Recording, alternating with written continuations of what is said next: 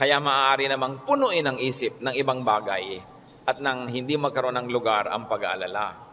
Pero ang maganda, lalo't pinapayagan pa tayo ng ating katawan, is maging abala sa pagkilos. Work, because work tires our body and shuts off our minds. Try tiring yourself during the day with work, with exercise, because moving well, is good for us. It gets our blood flowing at naitataboy ang mga pangungulila, ang mga kalungkutan. Kaya mahalaga ang tao busy. Pero yung sobra namang busy, ganun din ang nangyayari. Because too much preoccupation can backfire. Sabi nga na, many fears are born of fatigue. Pag ang isang tao ay sobra-sobra din namang pagod, ang isip niya nagkakaroon din ng mga kalungkutan at alalahanin. When you worry too much, baka wala ka masyadong tanim na mabuti at natatakot kang umani ng itinanim. Baka marami ka pang tanim na masama, kaya nag-aalala ka tuloy. Kasi kung marami ka itinanim na mabuti, nananabi ka sa pagdating ng bukas dahil baka mamunga na ang mga itinanim mo. Galatians 6:7, do not be deceived. God cannot be mocked. A man reaps what he sows. Hindi tayo pwedeng dapat magpadaya kung ano itinatanim daw ay inaani. Kaya kung nakapagtanim na tayo ng maraming hindi maganda sa buhay, it's time to uproot bad plants. Pwede pa naman niyang bunutin, may pag-asa pa. Kahit nakapagtanim ka na at nalaman mong damo ang itinanim mo, hindi maganda, bunutin. Stop doing wrong kung ginagawa yun at nagawa na. Repent and seek forgiveness. Maraming nabuburang utang pag humihingi tayo ng patawad at tayo ay nagpapakumbaba. At ang dapat gawin habang may panahon, magtanim ng mabuti. Kahit naman may edad ka na, marami pa ring oras para gumawa, magsabi ng mabuti.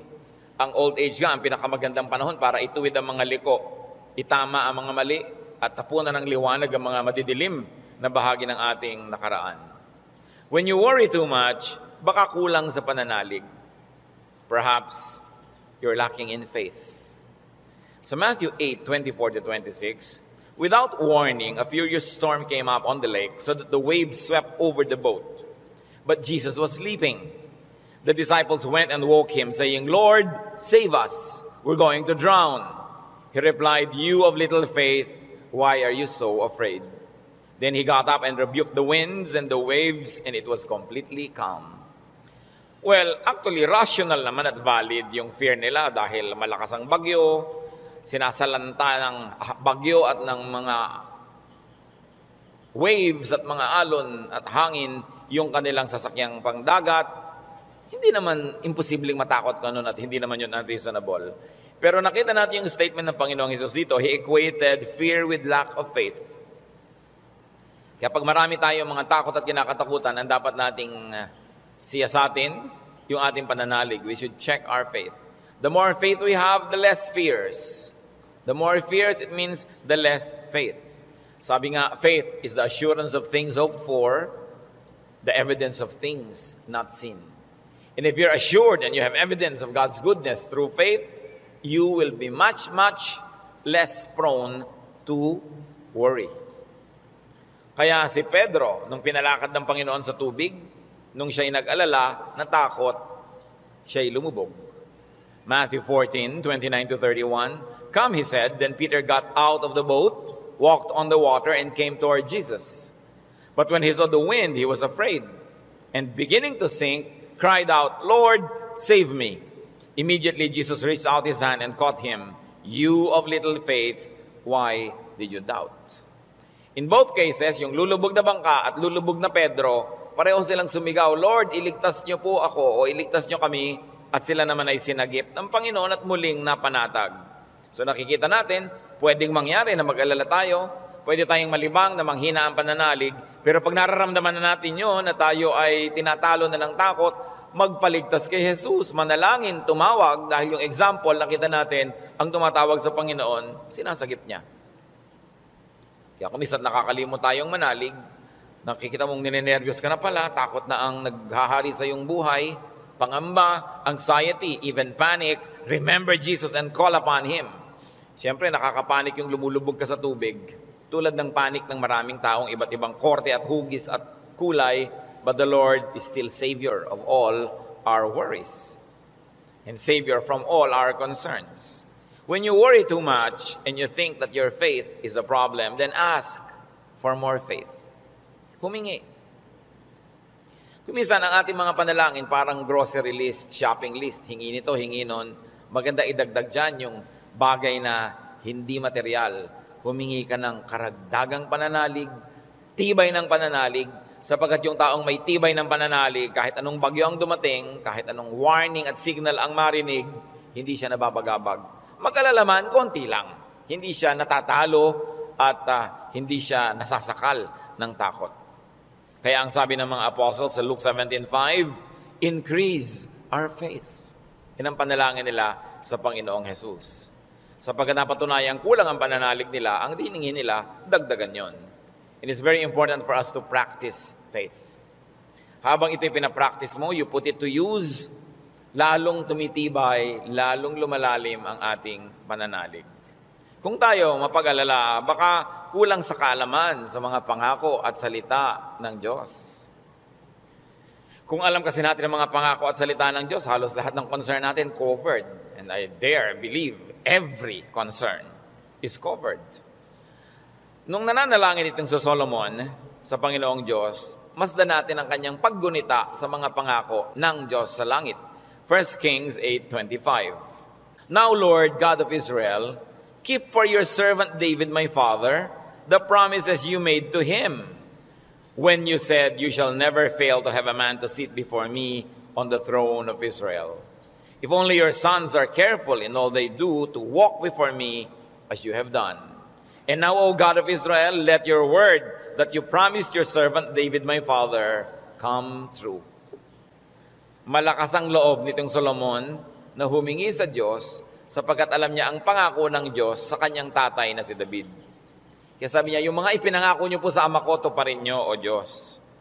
At pagka ang Diyos ay nilalapitan natin, na ang daladala natin ay yung pangako niya mismo at salita niya, ay nakakatiyak tayo na yun ay i-honor. Because God will always honor His word. Solomon, knowledgeable of God's promises to his father, claims it. So it's important for us, bago dumating ang worry, bago dumating ang fear, to know, then to claim and apply God's provision. Hindi kung kailan ka na nag-aalala at natatakot, doon ka pa maghahanap at mag-aaral, baka sa kalituhan mo, wala kang makita. Kaya mahalaga, mag-aral na agad. Sa uluhin ng mga salita ng Diyos, at i-quote sa sarili mo, i-quote sa pinoproblema mo, ang mga pangako niya. Bagamat kung hindi mo yung nagawa at may problema ka na, naghahanap ka pa rin, kapakipakinabang pa rin yun. Pero tiyak na kapakipakinabang lalo kung ginagawa natin before the need arises. Psalm 119 verse 50, sa lahat po ng mga nagdurusa, nahihirapan, memoryahin nyo itong verse na to, alalahanin, gunitain, anumang wika. My comfort in my suffering is this, your promise preserves my life. 5 very big words here. Suffering. Namnamin natin ang Psalm 19:50, sabi, my comfort is my suffering. So unang-una, suffering. Pagka atin pong inalala yan, there is suffering. We all go through suffering. Pero sabi niya, my comfort in my suffering. Bawat suffering, bawat pagdurusa, may kakambal na ginhawa. May kakambal na pampalubag loob, pampalakas ng loob. Sa niya, my comfort in my suffering is this, your promise preserves my life. So, ang pangako ng Diyos, ang ginhawa ng mga nahihirapan, at ang salita ng Diyos ang nagpapalawig, nagpapahaba ng buhay ng tao, kaya napakahalaga na alam niya ang mga pangako ng Diyos. Kung alam natin ang mga dealings ng Panginoon sa mga taong ang buhay ay nasa Biblia, nakita natin ang mga pinayagan ng Panginoon na hirap, at kung paano sa kahalos kaduluduluhan ay biglang darating ang rescue, biglang darating ang tulong, dahil mayroong dahilan ang Diyos. At ngayon, hindi lang nailigtas yung mga tao na yon, nagiging huwaran pa natin, na maging tularan natin sila, ang kanilang pananalig at ang kanilang pagkapit sa Diyos, lalo't lalo may mabibigat na mga suliranin. Psalm 119, 116, sustain me according to your promise, and I will live. Do not let my hopes be dashed. So, Sabing ganon, hawakan mo ako, akayin mo ako, patuloy mo akong buhayin ayon sa iyong pangako. At siguradong ako'y patuloy na mabubuhay. Huwag mo akong hayaang mawalan ng pag-asa. Maraming magagandang pangako ang Diyos. Dapat alam natin. When you worry too much, baka kulang din sa panalangin. James 5:13, is any one of you in trouble? He should pray. Nakita nyo yung simple, mabisa, makapangyarihang solusyon pag ang tao may trouble? He should pray. Unang-una, prayer can change the situation. And even if prayer doesn't change the situation, praying will change your heart. Kaya hindi pwedeng yung prayer walang pakinabang. Maaaring gawin ito yung ginugusto natin na mabago ang sitwasyon, balutas ang problema, dumating ang solusyon, etc., etc. O kaya hindi man ganon, nabago naman ang pananaw natin, nabago ang ating pag-iisip, ganon pa rin ang bunga, tumahimik ka. Ang mahalaga naman sa tao, yung payapa siya. Yung tahimik ka kahit may problema, kahit nga hindi masolve yan, tahimik ka pa rin. Daig mo pa yung nasolve yung problema, pero magulo pa rin sa ang isip niya. Kaya ang mahalaga yung kalooban. At napaka-importante nito mga kapatid, tandaan natin, hindi ninyo kayang kontrolin ang mundo. Hindi ninyo kayang kontrolin ang global warming. Hindi nyo kayang kontrolin ang earthquakes. Hindi nyo kayang kontrolin ang mga political turmoils. Hindi nyo kayang kontrolin na maging sakit. Pero kaya yon ng Diyos. Kaya pag ipinapanalangin mo at inilalapit, ang laki-laki ng nagiging inhawa mo dahil alam mong alam yun ng Diyos. At kung gusto niyang baguhin yon, sinong makakapigil sa Kanya? At kung hindi niya binabago, meron siyang magandang dahilan. Manalig ka na magandang kanyang dahilan kahit kung minsan hindi naabot ng iyong isip. Pero eto pa, kung hindi mo makontrol ang mga bagay na yan at hindi kinontrol ng Diyos para sa kagustuhan mo, meron ka pang pwedeng kontrolin, kapatid, yung kalooban mo. Pag pinili mong manalig, pinili mong sumamba, at pinili mong pumanatag sa salita ng Diyos, hindi ka tatablan ng pinoproblema mo. Kaya laging kapaki-pakinabang ang pananalangin. So you always pray and pray and pray. Yung madalanginin, malayo yan sa pag-aalala. Lalo't ang pananalangin ay punong-puno ng pasalamat. Kasi kung nananalangin ka ng nagpapasalamat, oo nga naman, naaalala mo unti-unti na ang dami ng mga maganda sa buhay na dapat ipagpasalamat, nababalanse ang iyong alalahanin at natutuwa ka pa kung lumaon. Ngayon, maraming ganito mga kapatid. Sobrang nag-aalala, matatakotin, nerbyoso, dahil kulang lang sa saya. Kulang sa libangan o sa sarap sa buhay. Napakahalaga na ang tao ay may saya, may libangan, at may sarap ng buhay. Kaya marami mga tao naghahanap ng aliw. Kung bakit marami naman sa atin, kahit nakakaranas tayo ng hirap, nagiging judgmental tayo sa mga nag-aaliw. Ano naman masama sa mag-aliw? Kung hindi mo ninanakaw ang iyong aliw, wala kang pinapatay, wala kang ginagawa ng masama. Kaya pag tumatanda na ang tao, marami dyan nagkakaroon ng diversyon. Alam nyo, yung may diversyon, napakalaking blessing yan. Kasi ang daming alalahanin.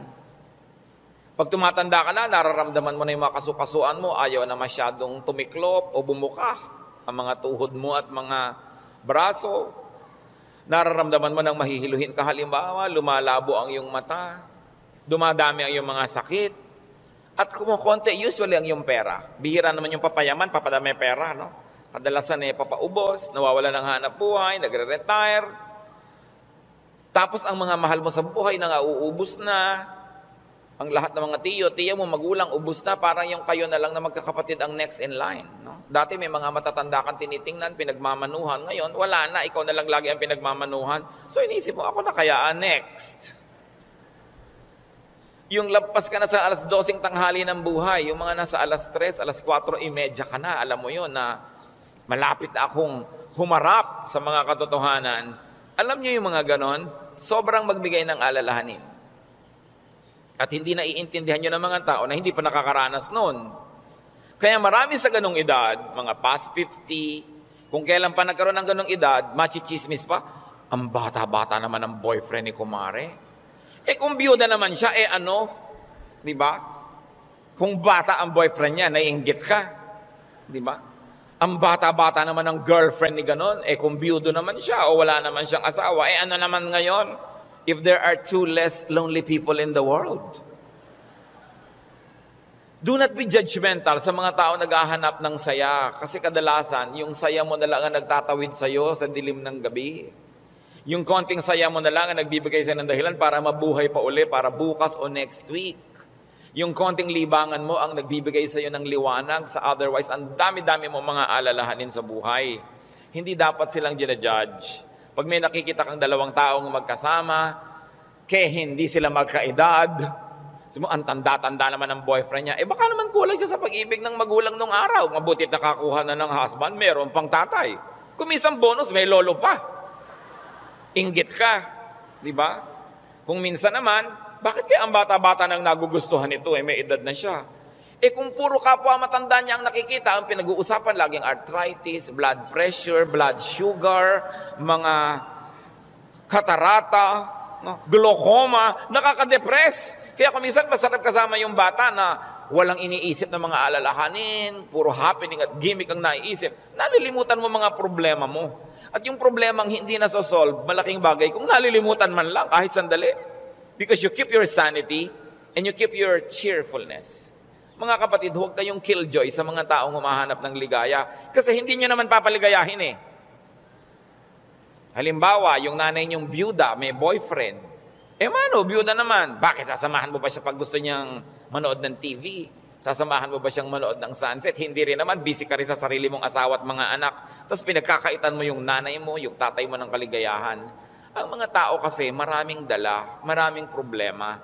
Matuwa tayo pag nakakakita sila ng konting itinatawid sila sa ganong mga hirap. Pasalamat ka na hindi na nga ikaw ang magtatawid at hindi na ikaw yung kailangang laging nandoon. People have needs.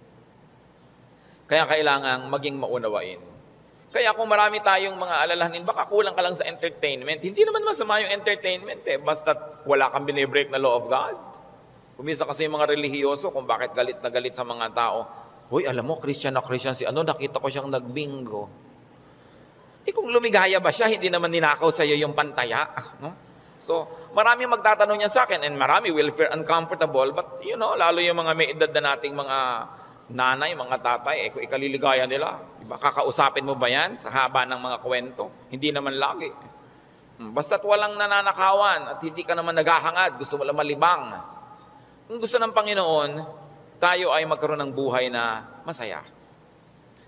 Si Elijah, propetang-propeta, natalo ng lungkot, gusto tuloy mamatay.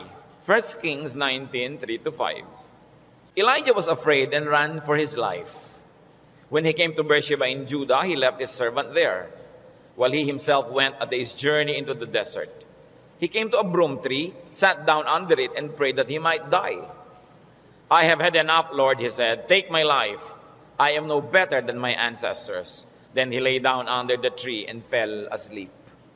Nakita niyo ang problema niya, natatakot siya, nagtatakbo siya, napagod, tapos iniwan pa niya yung assistant niyang lalaki, nag-isa siya maghapon, magdamag, sobrang nalungkot, na-depress tuloy, pinaghahalo-halong gutom, pagod, gusto tuloy mamatay.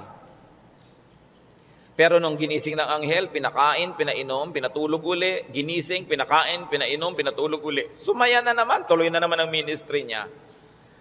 Mahalaga nakakatawid ka sa difficult days. Ecclesiastes 2:24, a man can do nothing better than to eat and drink and find satisfaction in his work. This too I see is from the hand of God. Nakita nyo, mapaka-halaga kay Solomon i-emphasize na sabi niya, yung pagkain, pag-inom, pagsasaya, galing din yan sa Diyos. Bakit niya idinidiin? Kasi akala ng iba, ang galing lang sa Diyos, tinik, krus, pasakit, kalbaryo. Kaming ganon. Kung kailangan danasin yon, danasin. Pero hindi laging ganon ang kalooban ng Panginoon. Gusto niya tayo na mag-enjoy. At sinabi, to find satisfaction in all His work. Not in somebody else's work, not in somebody else's fruits, but in someone's work. In other words, kung nasan ka, kung anong ginagawa mo, doon ka umimbento ng saya. Doon ka humanap ng ikaliligaya mo. Sapagkat yun ang doable, yun ang reachable. Ecclesiastes 3:13, that everyone may eat and drink, and find satisfaction in all his toil. This is the gift of God. Gusto ng Diyos, pag kumakain ka, masaya ka. Umiinom ka, na-enjoy mo yung iniinom mo. May ginagawa ka, hindi ka nagdadabog, natutuwa ka sa ginagawa mo.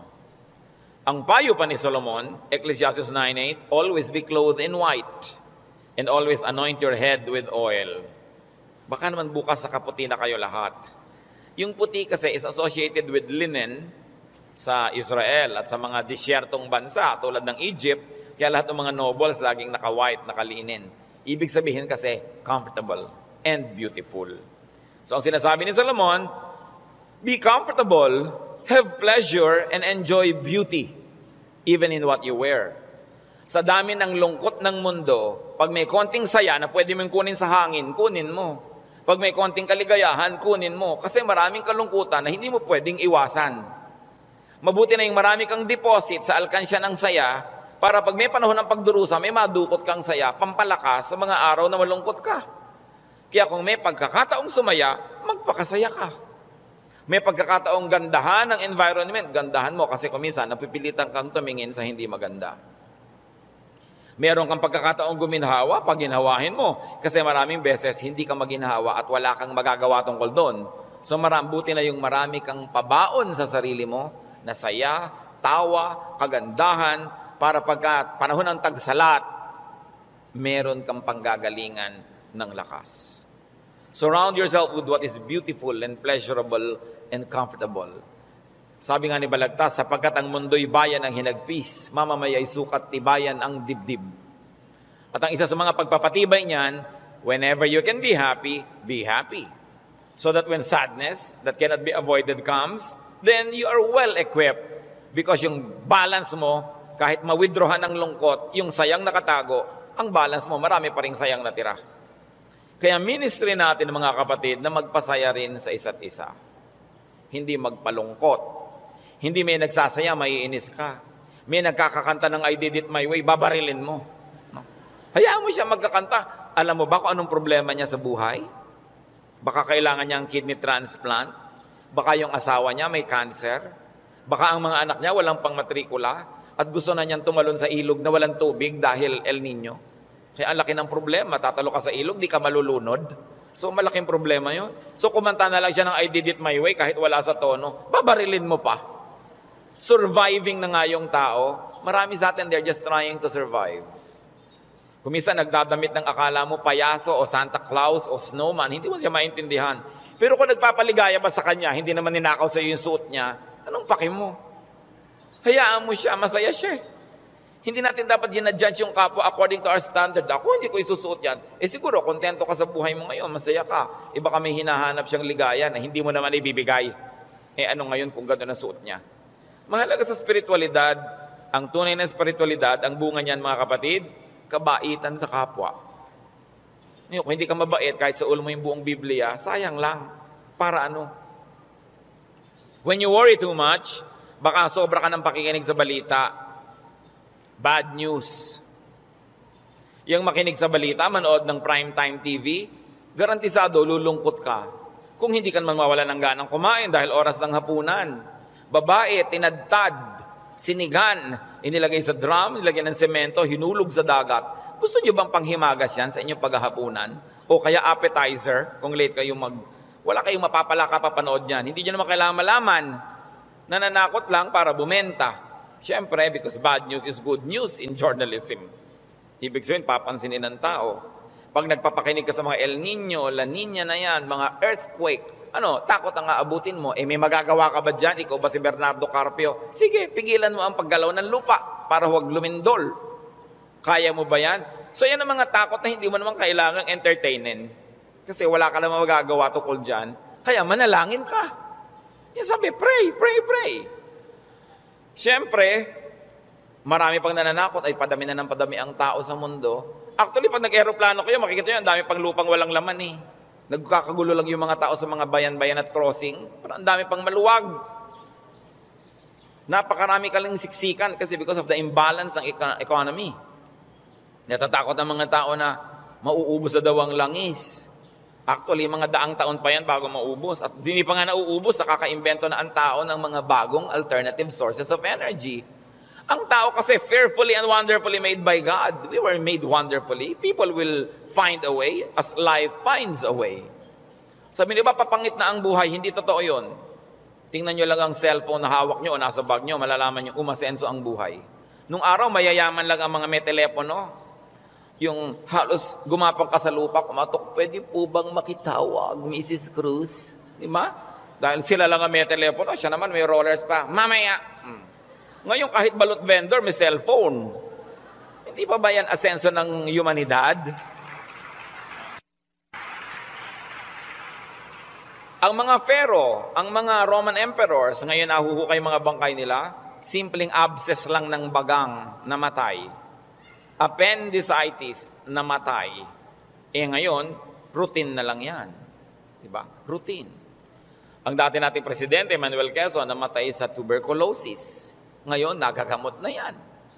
In other words, nag-i-improve ang science, nag-i-improve ang technology, natututo tayo ng green architecture, green lifestyle. Sabi natin, parumi ang mga ilog, buti pa ng araw na malilinis ang ilog natin. Lilinis din yan kasi magigising din tayo sa katotohanan na walang kwenta ang maruming ilog. Yung dating kerumi-ruming ilog sa Singapore, ngayon ang linis-linis na, ang dami na uling isda. Ganon din naman sa Stockholm, sa Sweden. Sa gitna ng city, ang linis ng ilog, may mga nangingisda, kinakain nila yung isda. Dati daw yung parang Pasig. In other words, ang tao kasi natututo. Matututo, mag-a-adjust tayo eh. Nagkakaroon ng maraming research sa siyensya. Hindi ba kahit nga ngayon 10, mukhang 30? Napapahaba ang kabataan para mag-enjoy pa ng maraming bagay. Yung mga kulot ngayon, gusto mo tuwid ang buhok mo, bukas tuwid. Gusto mo kulot uli next week, kulot. Maraming nagagawa ang tao. Ang pagkain, nung araw nga, bago ka makakain ng palitaw, kailan magigiling ka pa ng malagkit, mga 3 oras mong ginigiling-giling sa bato. Ngayon, punta ka sa Via Mare, mamimili ka ng lahat. Parang piyesta araw-araw. Maraming tao nung araw, pagka piyesta lang nakakakain ng lechon. O kaya ng karne. Kasi hindi naman available. Pero ngayon, pipiliin mo pa. Puro leg ba, puro likod, puro napipili. Ang trend ng buhay, pag tinan nyo mga kapatid, papaganda. Huwag kayo nawawala ng pag-asa at huwag kayo nagpapalungkot dyan. Kasi God is in control. Ngayon, pag nagpapakinig kayo din sa mga prophet of doom, sa sobrang prophecy, lulungkot din kayo. Diba? Ang alam natin, ang ending ng lahat ng prophecy, darating ang Diyos o babalik tayo sa Diyos, kung alin man ang mauna doon, yung pa rin ang tunay na ending, no matter what the detail. Kaya ng ating dapat bigyan ng pansin. We romance the past too much. Laging the good old days, the good old days. Sabi ni Solomon sa Ecclesiastes 7:10, do not say, why were the old days better than these? For it is not wise to ask such questions. Huwag kayong magdrama-drama, laging yung hinahanap yung kahapon ng araw. Yung nung araw, nasasakay ka halimbawa sa bus, talagang yung buhok mo ay hinila na ng lahat ng hangin bago ka makarating sa Maynila. Yung the good old days ba yun? Na para ka magkaroon ng ice cream, gagawa ka? Good old days ba yun? Marami tayong hindi ina-appreciate sa present. Sa accomplishment ng humanidad at ng kabihasnan. Because we romance the past too much. When you romance the past, you will be sad. When you worry about the future, you will be afraid. You know what God wants you to do? Enjoy the day. Enjoy the moment. Yan ang payo ni Jesus. Sabi niya, do not worry about tomorrow. Tomorrow will worry about itself. Let the day's own trouble be sufficient for the day. Yung iba naman, kaya nagwo-worry, sobrang daming alam. Kaya ang sabi sa Ecclesiastes 7:16, do not be over-righteous, neither be over-wise. Why destroy yourself? Habang marami kang nire-research, maraming inaalam na hindi mo naman talaga kailangan sa pang-araw-araw na buhay mo, dadagdagan lang alalahanin mo. And sometimes, even in religious studies, ganyan yan. Marami ngayong mga TV networks nagpapakute para makakuha ng audience, mapanood. Walang ginagawa kundi siraan ng Diyos, siraan ng Biblia, guluhin ang pananalig ng mga nananalig. Tapos pag naman nanood ka ng nanood, nakinig ka ng nakinig, ang ending mo ngayon, malilito ka. Hindi ka ngayon makatulog. Anong bunga nun sa'yo? So huwag mo nalang panoorin. Tahimik ang pananalig mo. Peaceful ka. That is a gift from God. Do not permit the enemy to disturb you. Kaya sabi, why destroy yourself? Don't be overwise. Alam niyo yung pagiging wise? It's a very difficult and a very high calling. Kaya mga tinatawag ng Diyos na maging mga philosopher, maging mga prophets, maging mga mangangaral, mahirap yun. Kasi pag lumalalim, tumataas ang iyong alam, nagiging vulnerable ka to so many anxieties and fears. You become vulnerable to a lot of isolation and sadness. Kaya nga yung mga tinawag ng mga special people to be God's channels of blessing and wisdom to others and to the multitudes. That's why we privilege them with respect. We privilege them with a lot of things. Kasi ang pwede lang nating isukli sa ating mga propeta, sa ating mga mangangaral, sa ating mga philosophers, ang pwede lang nating isukli sa kanila, pagmamahal, pag-ibig, pagrespeto, kasi dinadanas nila ang maraming hindi na natin dinaranas. Sa kanila ibinubunyag ang mga malalalim, mahihiwaga at mahihirap na mga bagay para maipaliwanag nila sa mga ordinary mortals like you and me. Kaya mahirap yan. Marami sa mga propeta, marami sa mga great artists, marami sa mga great achievers, great thinkers are tormented by their spirits and in their spirits. Kasi they become sensitive to many things. Kaya napakasarap ng buhay ng mga taong regular lang. Kung minsan naiinggit ka doon sa sobrang dunong, sobrang galing, kaya mo bang buhatin ang bigat ng karunungan? Mahirap yon. Yung may ipabigay sa iyo ang Diyos, sasabihin ng Diyos, ipamigay mo na yan dyan sa mga tao, hindi siya madali. Kaya kung minsan may eccentric behavior, no? Yung mga great artists na hindi nauunawa ng mga karaniwan tao. Basta tayo mga kapatid may hindi nauunawa, huwag nyo i-judge. Sikapin nyo unawain, at kung hindi nyo man lang maunawaan, at least leave it alone. Huwag nyo siraan, huwag nyo pintasan, kasi hindi nyo alam. At pasalamat kayo, hindi kayo yun. Ngayon, we avoid extremes. Because extreme behavior and extreme thinking also leads to a lot of worry. Ecclesiastes 7:18, the man who fears God will avoid all extremes. Gumigitna ka lang, bumabalansi ka lang, para tahimik ang buhay mo. Ecclesiastes 12:12, be warned, my son, of making many books there is no end, and much study wearies the body. Lalo ngayon, ang daming choices. Nung araw, 3 lang ang channel sa TV. Ngayon, daan-daan ang channel. Ang dami mong choice. Kaya wala ka ng mabuong programa. Marami ka kasing choice. Nung araw, pagkahapon, basta mga aninong gumagalaw. Yun lang ang mapapanood mo. Mga lumang pelikula. Wala ka ng maraming choice. Kuminsan, tahimik pa yun eh. Umorder ka sa restaurant ng tea. Nung araw, pag umorder ka ng tsa, etong tsa. Ano pong tea? Ang daming tea. Alam niyo, mahigit 100 yung papapiliin sa inong waitress. Pagkatapos papapiliin ka pa kung hot o cold. Tapos papipiliin ka pa kung natural o ganito. May sugar o without. Pag may sugar, natural sugar, coco sugar. Ang dami pang sugar. Huwag na nga, tubig na lang. Ang daming choices ng pati ng soft drinks. Gumugulo tuloy. Bakit natin ito binabanggit? Mga kapatid, kung tahimik na ang inyong kalooban sa pananalig niyo sa Panginoon, huwag niyo nang guluhin ng kung ano-ano pa mga ideya. Walang mapapala. Ang kaluluwang palipat-lipat, papalit-palit. Sabi ni Solomon, tigilan niyo na yung kababasa sobra. Sabi ganoon, mapapagod ka lang, matutuyo ang iyong lakas. Sabi ganoon, hindi ba tatapos yan? Ang ending din naman, haharap ka sa Diyos eh. Kaya kung tahimik ka na, payapa, huwag ka nang pagulo pa. That's why prophets and philosophers and thinkers and teachers are burdened. And the only thing we can give them is to privilege them with respect. Sabi sa Ecclesiastes 5:12, the sleep of a laborer is sweet. Read laborer as simple man. No? Yung unscholarly man. Sabi ko noon, mas madaling sumaya pag mababaw ka. So huwag mo nang masyadong laliman. Kasi baka walang humukay, para kang nagtago na walang naghanap, lalabas ka rin, mahirap. Pag may mga mababaw dyan, so, ang saya naman nila, mabuti pa sila. No? Yung konting, ay hangin, hangin lang, tumatawa. Kesa naman ang tali-talino mo, wala na makapagpatawa sa iyo. Mas mahirap yun. No?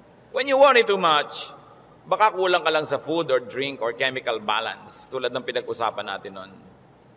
Kaya, yung propeta, pinakain ng anghel sa 1 Kings 19:7-9, at guminhawa na siya nung siya kumain at nakainom. Baka sobra ka nagda-diet, kulang ka na sa vitamina, kulang ka na sa minerals, kulang ka na sa nutrients, kaya ka pala malungkot.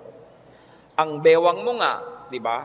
ang liit-liit, pero ang lungkot mo naman, nakatingin ka at nakatulala, no, sa kawalan, di bali nang lumaki ang bewang mo. Basta masaya ka. No? Ang mahalaga yung kalooban mong masaya ka. Kasi ang buhay, maiksi. Alangan namang ubusin mo pa sa lungkot yan. Kailangan i-maximize mo yung saya. Kaya si Timothy na laging sinisikmura, sabi sa kanya ni Paul sa 1 Timothy 5:23, stop drinking only water and use a little wine because of your stomach and your frequent illnesses. So kulang siya sa chemical balance. Binabalanse. The Lord Jesus' prescription against worry, Matthew 6:26-34. Sabi niya, look at the birds of the air. They do not sow or reap or store away in barns, and yet your heavenly Father feeds them. Are you not much more valuable than they? Who of you by worrying can add a single hour to his life? Sabi, ba't ka nag-aalala? Kita mo yung mga ibon, hindi naman yan nag-agriculture, pero pinapakain, buhay din yan. Mas mahalaga ka kaysa ibon. Kaya ang unahin mo, manalangin, lumapit sa Diyos, manalig. Tapos marami ka pang ibang alalahanin, etc., etc.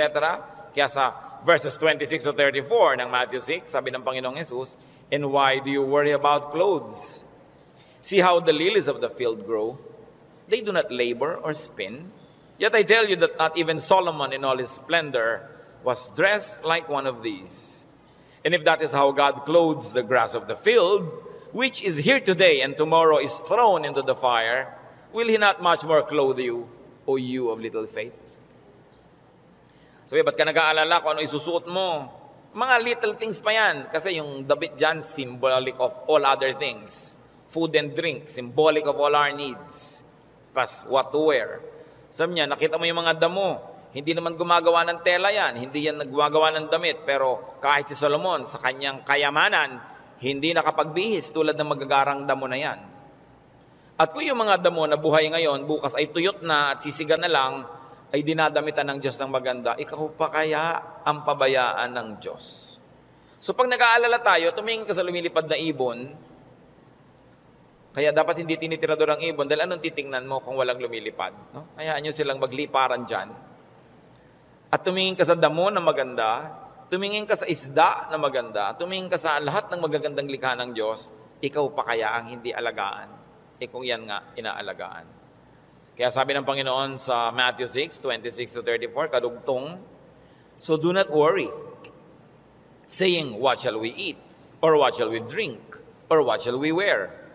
For the pagans run after all these things, and your heavenly Father knows that you need them. Nag-aalala ka kasi alam mo kakailanganin mo. Huwag mong kalimutang alam ng Diyos na kailangan mo yun. At kung inassignan ka ng buhay ng Diyos na ganito kahaba, alangan namang wala siyang ilagay na provision. Paano ka mabubuhay? Hindi matutupad yung plano niya para sa'yo. Kaya pakakainin ka niya. Bubuhayin ka niya. Maaaring hindi siya laging gumawa ng himala, pero itinanim niya sa iyong isip, sa iyong puso, sa iyong naturalesa, na bubuhayin mo ang iyong sarili, kahit anong mangyari. Life finds a way. Kaya yung mga nagbebenta ng life insurance, pag tinanong mo, ba't po kayo nag-i-insure ng mga tao, paano kung mamatay lahat yan? Sasabihin nila, hindi. Kasi ang tao talagang kahit anong mangyari, pananatilihin niya ang sarili niyang buhay. Kaya yun ang kakampi ng insurance company, yung pag-ibig ng tao sa buhay, nabubuhayin niya ang sarili niya. Ikaw ba halimbawa, pag may insurance ka, napapalitan ng paamong naputol, puputulin mo nga para mapalitan. Hindi, di ba? Hindi ko may insurance ka, gagawin mo yun. Kasi mahal mo yung katawan mo, mahal mo yung buhay mo. Itinakda yun ng Diyos. Kaya mananatili ang tao under His care. It is natural to us. So why worry about global warming? Luma na yun. El Nino or La Nina or earthquakes, lalong luma na yun. No? Pag tinignan yung mga guho ng mga Roman buildings ng 2,000 taon na ang nakalipas, noon lumindol. Laging may lindol. Lagi. Buhay pa rin ang buong humanidad. No? May mga nasasalanta, pero marami pa rin nanatiling buhay. At as we always say, earthquakes don't kill, but bad buildings do. Kaya nga nagkakaroon ng kapabayaan yung mga tao. Kumisan, mapahamak tuloy. Yung mga earthquake na yan, noon pa yan, unang panahon pa. Hindi na yan bago. Sabi sa Ecclesiastes 1:9-10, what has been, will be again. And what has been done, will be done again. There is nothing new under the sun. Alam na yan ng Diyos. Nagkaroon lang kasi ng pangalan niyang El Nino kaya naging warriors tayo. Nung araw pa sinaunang panahon, hindi umuulan, yung mga tao magpoprosesyon sa mga bukid para umulan. Nangyayari na nun. Pero may bukid pa rin, may tao pa rin, dumadami pa nga. Is there anything of which one can say, look, there is something new? It was here already, long ago. It was here before our time. And if it was here before our time, then it was God designed, God ordained. It is in accordance with God's will. And if God promises that He will take care of you, and He knows the natural things that will happen, God knows how to take care of His people. Yun ang dapat nating panghawakan. Hindi ka padala sa takot, sa mga sensational news. Kapatid, kung ano man ang pinoproblema mo, nandyan na yan, matagal na. Inilagay yan dyan ng Diyos. O kung hindi man, pinayagan niyang malagay yan dyan, alam niya. At kung alam ng Diyos, pwede ka magtiwala. Huwag mong problemahin. Listen, church. Ang problema, nagiging problema kasi pinoproblema. Pag hindi mo pinroblema, di hindi problema. Kaya dalawang tao, dalawang ina, yung isa yung anak, wala pa, 2:00 na ng umaga, balisang-balisa, hindi makatulog. Yung isang ina naman, tulog na tulog. Parehong wala yung anak nila. Yung isa kasi pinoproblema niya, yung isa hindi. So, malaki na yun, alam na niya umuwi. Lalong-lalo kung may pangatlo pa na hindi naman problema, dahil sabi niya, ipinanalangin ko na sa Lord. Wala ako sa kinakalagyan ng anak ko ngayon, pero nandun ang Diyos, so binilin ko na. In fact, mas mahal naman ng Diyos yung anak ko kaysa mahal ko yung anak ko. So magtitiwala ako at matutulog ako dahil anong mapapala kung gising ako dito? So iba-ibang attitude, pare-parehong sitwasyon. Your attitude will shape your lifestyle. No? Ganon yun. Kung minsan merong mga asawa na hindi na halos pansinin ng asawa nila, laging wala. Merong mga nag-aalala, bakit siya laging wala, etc., etc. Meron mga, salamat, wala siya. Marami akong magagawa ngayon, walang abala. Nasa sayo yan, kung anong gagawin mo sa buhay mo. Pero hanggang hindi mo pinoproblema ang isang bagay, hindi yun problema. Ngayon, iniisip mo, ano kaya, Pastor, ano magagangyari po pag natunaw lahat ng mga yelo sa North Pole? Lumayas ka sa harap ko, hindi ko alam. Bakit mo ipapaproblema sa akin ng mga yelo sa North Pole? Diba? Ba't natin po problemahin yan? Magdasal ka, kahit alam ko na kasi lumubog ang buong mundo eh. Gusto ng Lord na lumutang sila Noah, lumutang. Di lumapit ka sa Diyos para kahit lumubog, lumutang ka. Bakit mo pa problemahin yung buong yelo, buong Antarctica? Ang saya-saya ng buhay ko dito, bibigyan mo ako ng problema. Ano po kaya't naglilindol? Kaya ba natin pigilit kahit anong gawin natin dito? Diba? But of course, there are practical things you can do to minimize risk and danger. But you can only do so much. Kaya nga may Diyos eh. Para yung hindi mo kaya, ipasa Diyos mo. Magtiwala ka at mag-enjoy ka ng buhay. Gumawa ka ng mabuti. Kaya tayo gusto ng Diyos na pumanatag, tumahimik, para sa kapanatagan at katahimikan, ma-inspire kang gumawa ng mabuti. Hindi lang para magpasasa sa sarap. Your stability in life, your wealth, your security, your health, should not only be used for your personal enjoyment. It must become the springboard for much nobler missions in life. Na kumbaga, wala ka ng need, so pwede ka na magbigay. Malakas ka naman, pwede kang tumulong. Tahimik ang loob mo, pwede kang umakay, umunawa sa mga magugulo ang loob. Kaya gusto nating pumanatag, umayos, hindi lang para magpasarap. Para magawa natin yung mission na binibigay sa atin ng Diyos na maging blessing tayo sa ating mga kapwa. So, brothers and sisters, think about the things you worry about. It's your decision if you like to turn them into problems. Pag-pinroblematize. Marami mga tanong pa, mga doktrina na hindi natin alam. Ano po kaya ang itsura natin sa langit? Hindi natin alam. Ang problemahin mo, mapasama ka doon.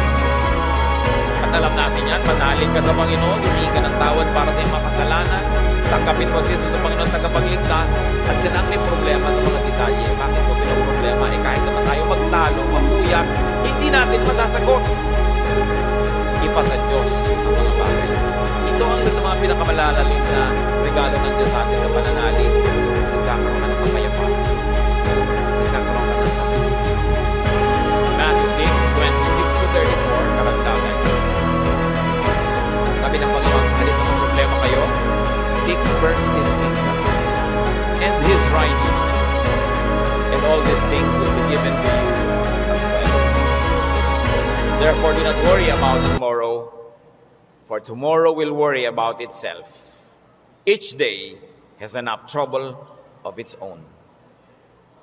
Huwag laging alalahanin ang nakaraan, nakakalungkot. Kaya pag kami mga medyo senior ladies magpa-party, tapos ini-invite ako, baka ang tugtog nyo, puro 60s and 70s, ha? Ayokong pumunta. Puro na lang tayo nung high school natin, nung ganyan. Wala na ba tayong future? Puro past na lang ang pinag-uusapan? Kaya kung minsan nakakatamad na rin umatin ng mga high school reunion, walang pinag-uusapan ko din nakaraan. Mahalaga ang tao, engaged niya yung today, hopeful siya about tomorrow, may mga plans siyang pinag-uusapan, hindi puro past, hindi puro lungkot. Kasi sayang ang isang araw na inubos mo sa lungkot, pwede mo namang pasayahin. Okay, maganda rin naman kumisang makinig ng mga lumang tugtog, mag-alala ng kahapon, pero huwag sobra. Because when you romance the past, you will be sad. Marami pa tayong, kaya hindi pa tayo kinukuha ng Diyos, may today pa, para mabuhay tayo today. At yung bukas, hawak niya yan, hindi natin hawak, so huwag niyong agawin sa Kanya. Kaya nagiging mabigat, inaagaw niyo sa Diyos yung pagbuhat sa past. Pero yung today, kayang-kaya nating hawakan sa tulong ng Diyos kasi ibinibigay niya sa atin yung today. So sabi niya, ang alalahanin mo lang yung today. May maiinom pa po kaya tayo, Pastor, sa 2020? Ang layo pa nun. May tubig ka ba sa bahay mo ngayon? Meron po, masaya ka na. Bukas, lalagyan ulit yan ng Diyos. Sabi, give us this day our daily bread. Bakit mo lulutasin yung problema ng isang buong buhay sa isang araw? Yung lakas mo para lang sa problema ng araw na to, inuubos mo sa napakaraming araw na problema, kaya kinakapos. Pero lahat ng problema sa araw na to, kasya ang pagpapala ng Diyos sa araw na ito. Kasya.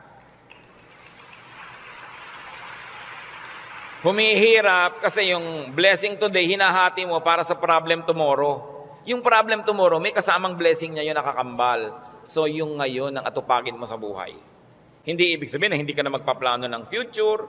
Nagpaplano ka generally, but you don't get obsessed with that. But don't fail to live the moment, to savor the moment, because it will never happen again. Alam nyo, kahit anong iniintay nyo, pag wala kayong ginawa kundi hintayin yon, ganun lang pala, sandali lang tapos. Araw ng kasal, anibersaryo, fiesta, event, ang tagal mo pinaghahandaan, tapos sandali lang natapos, sasabi mo, ay tapos na. Marami kasi, nahihirapan silang ihanda yung darating pa, pero pag nangyayari na, they are too busy trying to be perfect, hindi nila na-enjoy. Tapos na. Wala na, lugi na sila. So enjoy the moment. Pag kami ikinakasal ako, may ibinubulong akong gano'n. Minsan may tinatanong sa akin, ano po yung ibinulong nyo, Pastor? May mga pakialamera kasi pati ibinulong mo, tinatanong. Sabi ko wala, sinabi ko lang, pagkakainan na, kumain kayong mabuti. Huwag kayong mag-entertain ng mga bisita, tayo kayo ng tayo. Kasi this is your first meal together as husband and wife. Enjoy it. Stop being warriors and perfect hosts. Enjoy your meal. Ito yung meal, enjoyin ko. O, debut mo ngayon, enjoyin mo. Huwag mo nang isipin na kung ano ang bagay kasi mamaya tapos na yan eh. Dapat ine-enjoy. Pag pangbukas, malayo pa. Do not worry. Focus on today's concerns and pleasures and enjoy whatever can be enjoyed. Philippians 4:6-7. Do not be anxious about anything, but in everything, by prayer and petition, with thanksgiving, present your requests to God. And the peace of God, which transcends all understanding, will guard your hearts and your minds in Christ Jesus. Sabi, huwag kayong mag-alala, huwag kayong matakot, huwag kayong magpanik tungkol sa kahit anong bagay. At sa halip na yan, sa pamamagitan ng panalangin taimtim na may kalakip na pasalamat, ilapit nyo sa Diyos ang gusto nyo. Sabi niya, at makikita nyo, yung kapayapaan ng Diyos na mahirap unawain, imposibleng makamit, mararamdaman ninyo, and you will feel secure. So pagka nagkikita yung anxious mga kapatid, nag-aalala, anong dapat gawin? Pray. With thanksgiving. Hindi lang prayer, puro request. May thanksgiving. Kasi nga, habang naaalala mo yung pagpapasalamat mo, naaalala mo, oo nga naman, maraming maganda sa buhay. Pati ikaw, nababago. Don't be anxious about anything. So do not problematize life in its details. And 1 Peter 5:7 is so very, very powerful. Cast all your anxiety on Him because He cares for you. Sabi, ibigay nyo kay Kristo ang inyong mga alalahanin.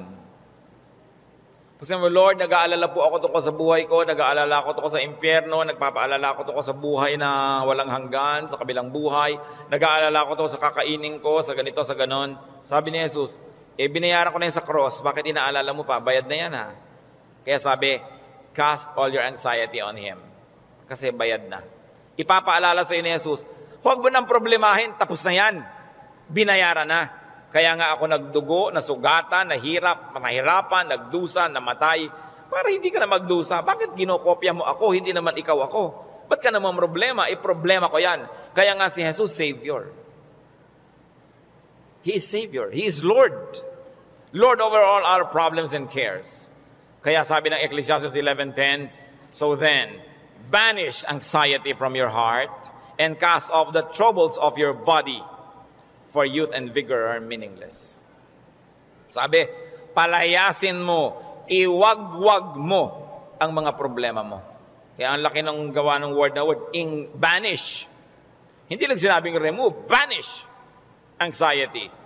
And this word anxiety in its original word and language is the same as the clinical word now for anxiety. Yung halos masiraan ka ng bait sa pag-aalala, sa takot, sa panic, sa nervyos. Sabi, iwagwag mo yan, tanggalin mo yan. Hindi yan bagay sa mga anak ng Diyos. Do what it takes para matanggal yan. Kaya yung mga sinabi natin, maghanap ka ng ligaya, manalangin ka, get busy, alisin mo ang dapat mong alisin, palitan mo ang iyong mga pag-alala ng panalangin, ng kapayapaan, ng pananalig. Bakit? 1 John 4:3, the one who is in you is greater than the one who is in the world. God who lives in you is greater than the spirit that scares you. Kaya napakahalaga na isipin yan, yes, I am a winner because Jesus Christ is a winner. Matthew 10:29-31, sabi ng Panginoon, are not 2 sparrows sold for a penny? Yet not one of them will fall to the ground apart from the will of your Father. And even the very hairs of your head are all numbered. So don't be afraid. You are worth more than many sparrows. Yung maliliit na ibon sa Israel, ang mura-mura, dalawa nun, isang pera lang. Para halos economic value. Sabi ng Panginoon, hindi ba ang mumura ng mga ibon na yan halos walang halaga? Pero wala ni isa sa mga yan ang namamatay nang hindi alam ng Diyos at hindi pinapayagan ng Diyos. Pati sila, pinapayagan muna ng Diyos na mamatay bago mamatay. Alam ng Diyos ang nangyayari sa kanila. Ikaw, sabing ganon, pati nga number ng buhok mo dyan sa anit mo, alam niya. Alam ng Diyos kung ilan nang nalaglag sa unan kagabi, sumama sa shower, ilan niya kung ilan tumutubo, alam niya kung ilan yung nalalagas. Ibig sabihin, ang pagkakaalam ng Diyos sa buhay natin, very updated and very detailed. Kaya sabi niya, huwag kang mag-alala. Higit kang mahalaga kaysa maliliit na ibon. Kaya pinapahalagahan ng Diyos ang iyong buhay.